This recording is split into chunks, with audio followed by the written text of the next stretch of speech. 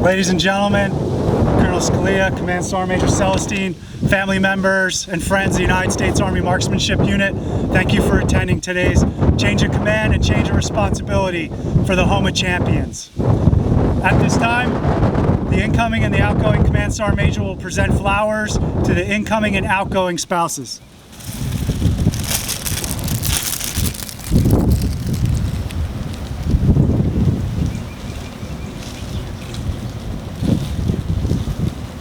We'll also present coins to Colonel Andreasen.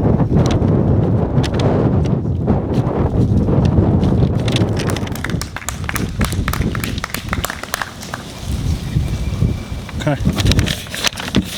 As you can tell today, we're doing this under different circumstances due to the effects that our nation's currently under. But we have all filmed messages and support and honoring our soldiers who couldn't be here today, who really are the heart and soul of the home of champions. At this time, we'll conduct the ceremony and exchanging of the colors.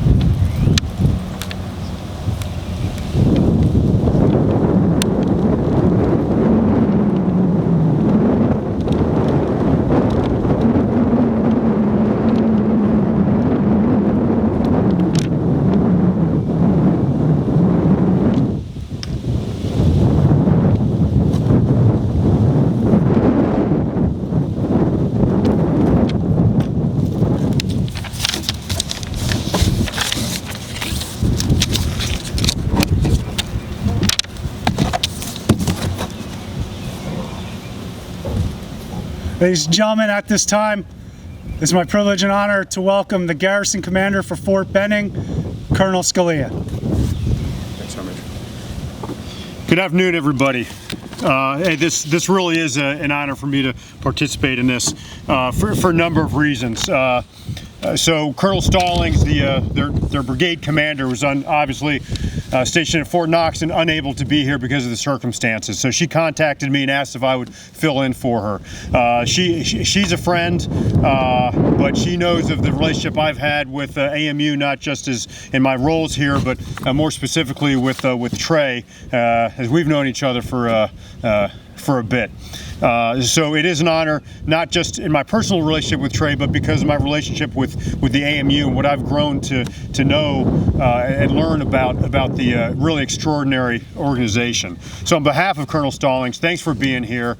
Thanks for accepting what really is supposed to be, and I hope still is, a very joyous occasion, but in less joyous circumstances. Okay, so for the family, thanks for being here. Especially if you're new to these, the pop and circumstance of this. Normally you'd see a much larger formation, right? You might even get a parade out of it, and you'd have a band, but you've got me. Okay, but I'm happy to be out of the office, so thank you. So as Colonel Stallings, she did give me some notes. Okay, so I'm going to use a combination of her notes and my own personal experience with the organization and these leaders. So she wanted me to highlight really, so two things here, that these ceremonies, the changes of command and responsibility bring, and that is leadership and tradition. So the history of changes of command and responsibilities in our Army goes back a couple hundred years. But I'll tell you, it is unique, where we've gained a lot of our traditions from our British heritage, having served in Britain for a period of time. They don't do it like this. Okay, when you're a commander, you show up the next day, walk into your new office, and that's about it. But we highlight for the organization the change in leadership, the peaceful transfer of leadership, and a visible sign and ceremony for all the soldiers to witness. Okay, that is now my new leader, and that's why we do it, and has really become an important part of who we are as an institution.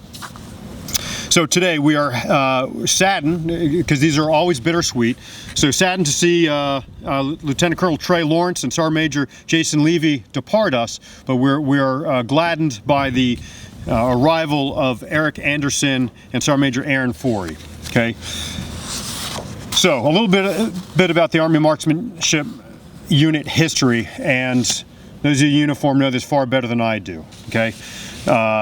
It was established in 1956 by President Eisenhower. Few units can say that they trace their history back to a clear declaration by the President.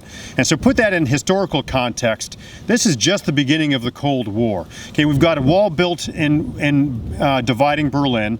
We've got the Russian president, Soviet president banging his shoe on a podium. Okay, we've got the nuclear arms race just beginning, and the president, who was no slouch military history himself, says we need a unit designed specifically to improve the marksmanship within our Army, hence the AMU.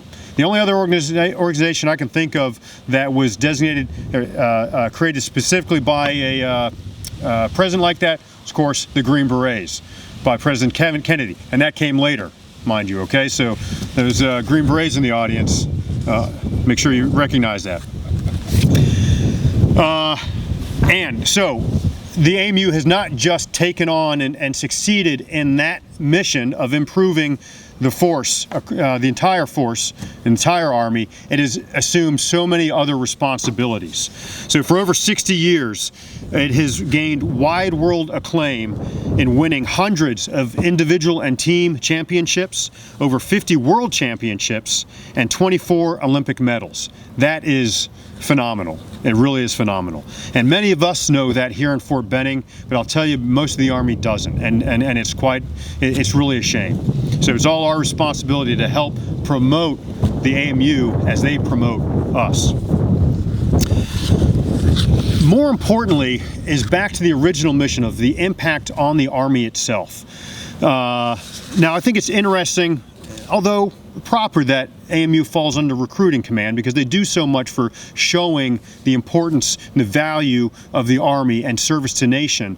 But I've seen firsthand here in Benning, in my various tours, of how the AMU does improve us.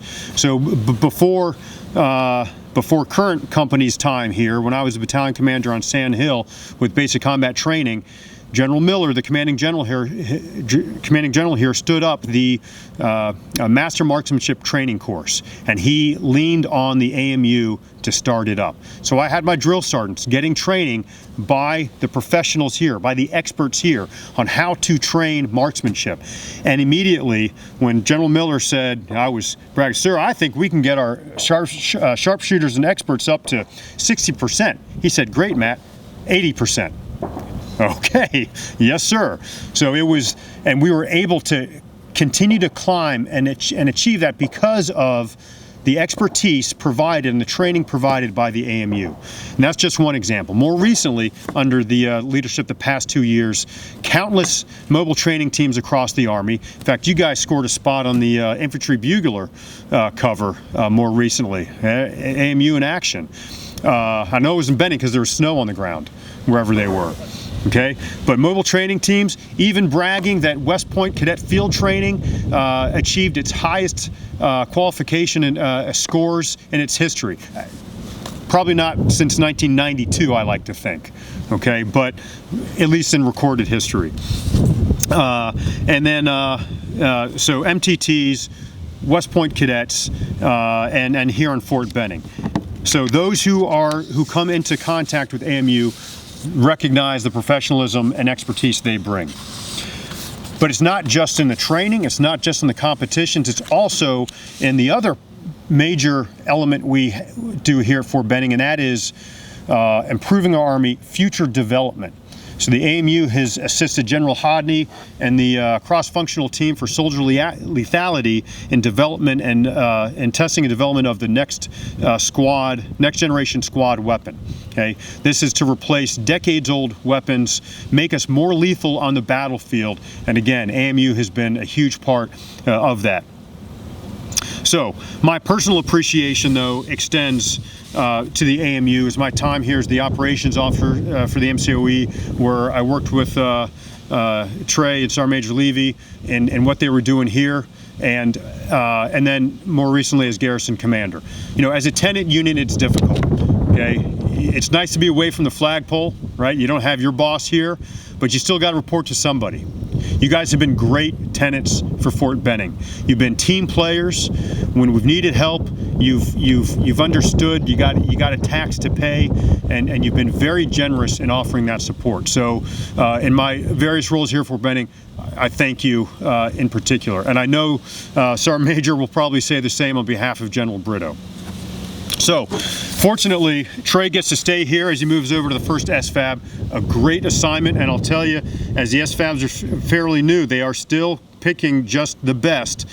Okay, those who've shown potential to move on to the next rank, the next job, the next command for the SFABs. So that is a great accomplishment and a signal for you, Trey. But happy to have you, Marguerite, and your whole family stay here. Sergeant Major Levy, I'll tell you what, you're a bit of the envy, I think, for where you at, Sergeant Major? I'm sorry, there you at. The envy, I think, for many in the NCO Corps going to get a master's degree, okay, and then heading off at Penn State, no less. I think General Brito would be very happy to hear that, and then off to USAMU to instruct future sergeants major. All right, but the new guys, okay. So that's the bitter part, the sweet part, welcoming the new command team. So Erik, Andreasen coming from a Norwich graduate, lots of time the 82nd, but then SF groups, Bragg and Eglin. So happy to have you and Sarah here. Welcome to Fort Benning. I think you guys are really going to love your time here. And Sergeant Major Aaron Forry come to us from a strike. 2nd Brigade, 101st, Fort Campbell, where he's the Operations Sergeant Major. No easy job. He knows how to run an organization. From Clarksville, Iowa, enlisted in 1998. Came down here to Benning, as they all do. So I hope you like what you see here, Fort Benning, Sergeant Major, and hope it feels like home for you. Ladies and gentlemen, thank you for your time. I'm, again, truly honored to be a part of it. Thanks for allowing me to do so. Farewell and welcome to you all. Hey, just real quick to caveat on what Colonel Scalia was saying. Yes, we do have a history. So about 20 or 21 years ago, I showed up at Fort Benning, brand new 2nd Lieutenant, and Captain Scalia was my small group instructor.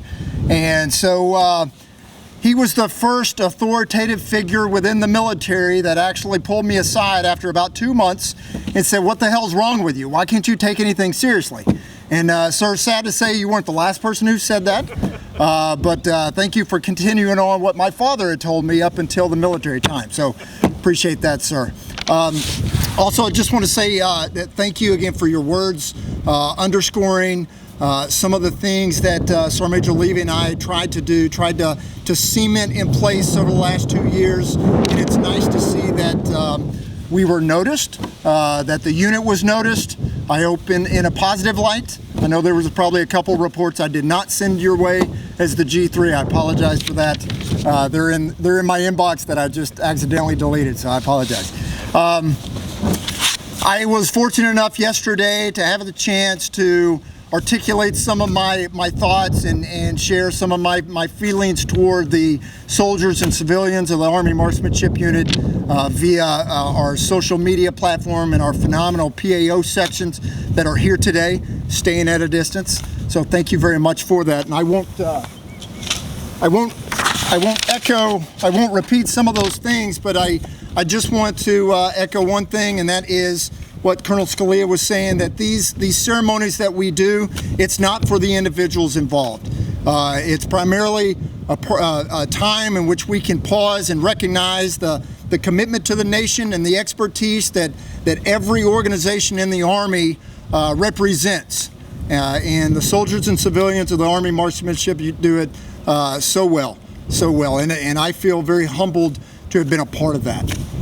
So to them out there and to the folks that are here, thank you very much for allowing me to stand alongside you.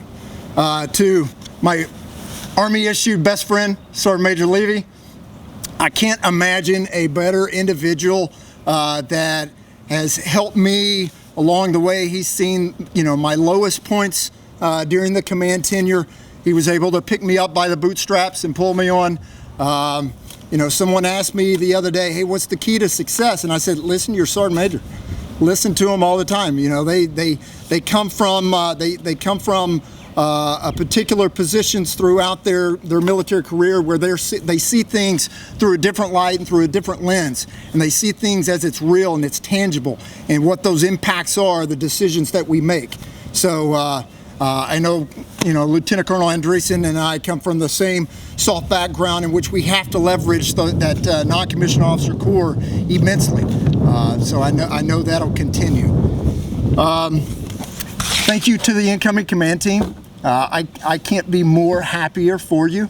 I do wish that the AMU family was here to bring you on board, but I know they wish they were as well, instead of stuck in their rooms.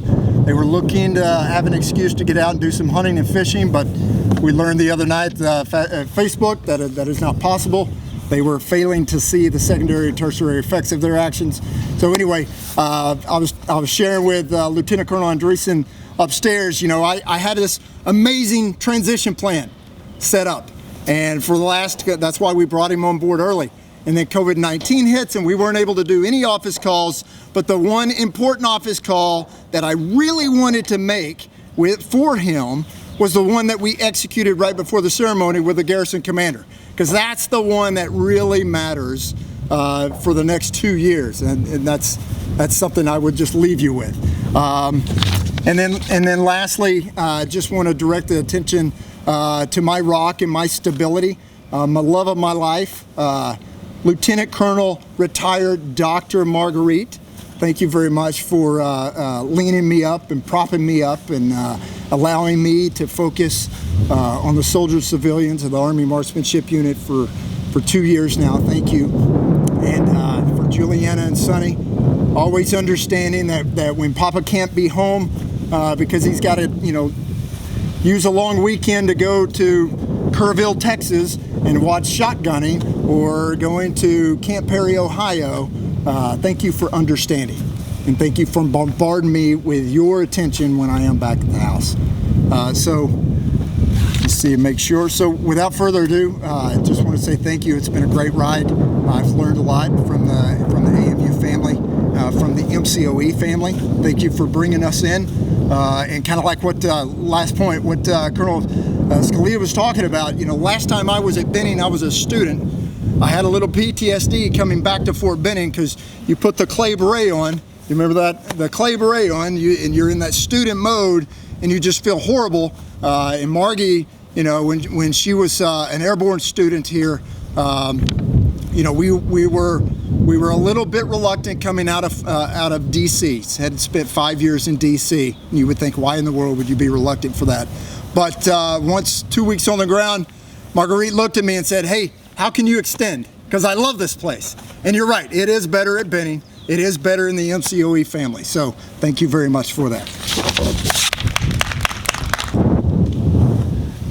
So as usual, it's very hard to follow Trey. This is getting to be pretty normal. But I have a lot of folks I want to thank. I want to start with my wife Sarah for being here and also being my rock, and then my family, as well, both here and extended at home, and really the soldiers and the civilians of the Army Marksmanship Unit. I've known many of them for a lot of years, and so this is a moment that I'm pretty proud of. It's good to be able to come and be a member of the Home of Champions. So looking forward to good years and a lot of good wins, and a continuation of that give back to the Army, where we continue to both innovate and teach and do what we do. So thank you all very much. Hey, well, good afternoon, everyone. So I did not prepare any remarks, but on behalf of Major General Gary Brito, Lieutenant Colonel Andreasen, and Command Sergeant Major Forry, I'd really like to welcome you guys and your team to the MCOE family. All right, this is truly a special place, and I know I seem a little biased saying that, but it's truly a great place to work. Now, what I would like to do is stray away a little bit, and I'd like to tackle this from the human dimension side of things. So, Lieutenant Colonel Lawrence and Command Sergeant Major Levy, we often speak about being a people person. And what you two demonstrate is what most leaders across the formation should strive to emulate. Where you serve as a tenant unit, I wouldn't even refer to you as being a tenant unit, because you guys were often the go-to unit as it pertains to setting the standards and discipline. And I could list accolades after accolades of all the accomplishment that is being accomplished here by your soldiers. But that cannot make up for the smiles that you saw on those soldiers' face, that the positive feedback we receive from every soldier within your formation, and that's something that money just can't buy. So on a personal note, I'd like to personally thank you two for your leadership, not just as soldiers, but as men, as leaders, because at a time when we seem to be struggling the most, I tell you what, at the end of the day, being a genuine, transparent leader is what's going to take us forward. I heard earlier mentioned this is not really done for the leadership, and a lot of time is done for the soldiers, but I would like to beg to differ. I think this is an opportunity for us to thank you two for all that you've done, not just for your soldiers, for your family members and the Army. Because when we talk about readiness in its entirety and where we have gone with marksmanship and the initiatives that we've set across the force, I will tell you what, as the infantry school sergeant major when I served then, what the Army is going to take on and wrap their arms around with all the lethality stuff would not have been possible without the input from this team and your soldiers. So on a personal note, on behalf of Major General Gary Brito and the entire team, I'd like to thank you all for all that you have done and all that you're going to continue to do. I would ask that as you move forward, you take some time and spend the time with your families. Thank you. Thank you all for attending today. Truly appreciate everyone who took time out of their craziness that's occurring right now to spend a little time with the home of champions.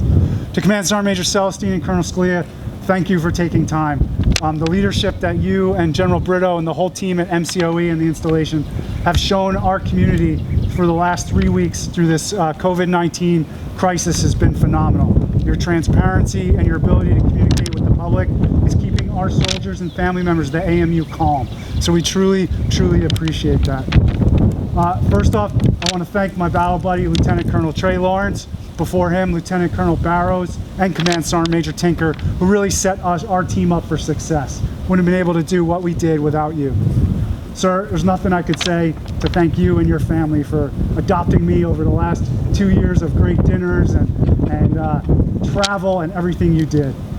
To the incoming command team, best of luck. You have a phenomenal organization of civilians, soldiers, and contractors who will do everything they can to accomplish their mission. And I tell you that as a word of caution, because everything you tell them to do, they're going to do it beyond your expectations. So a little expectation management, they'll quickly get task saturated, because that's their type A personalities, and I love them for it. To the soldiers and civilians that Colonel and I are leaving, you're amazing. The way you represent the Army, connecting America's people to America's Army, by winning competitions, by representing the Army at the Olympics, everything you do on a daily basis for weapons and ammunition development, the Army will just, we have tried to let the Army know, but you are truly the ones who are going to have to pass on that history and the story. Again, best 28 months of my Army career, truly going to miss everything that's better at Benning. Thank you. I don't quite do so good with the winging it things. I wrote a few things down earlier. Thank you, Colonel Scalia, Sergeant Major Celestine, for coming to this modified ceremony in amidst the pandemic that's going across. I'd like to thank Colonel Lawrence and Sergeant Major Levy. Unbelievable command team that we are getting ready to step in and take over for. Is you guys have showed us the right way, and everything that Colonel or Sergeant Major Celestine said, spot on. You guys are awesome. Little interesting to step up behind that and try and move forward. There's room to improve, I guess. We'll figure it out. So, but I appreciate everything you guys have done, especially since we've stepped in here. The openness and graciousness of bringing us in here and showing us how everything is working and how the unit goes. definitely much appreciated.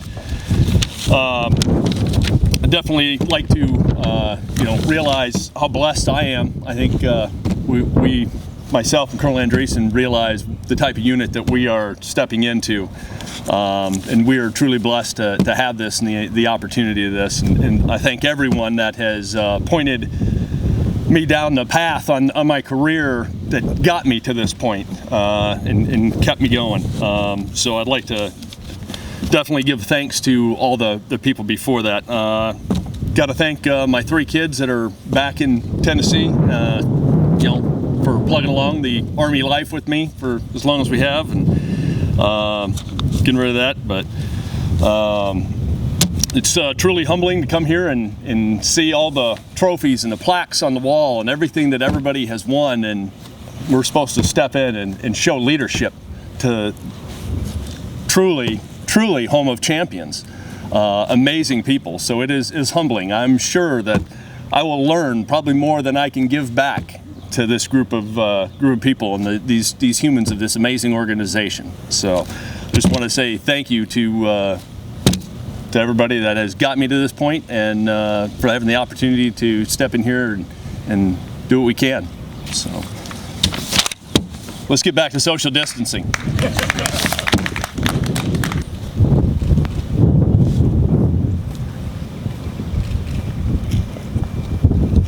Ladies and gentlemen, thank you for attending today's Change of Command and Change of Responsibility. Truly appreciate you taking time out of your busy day. This concludes today's ceremony. Thank you.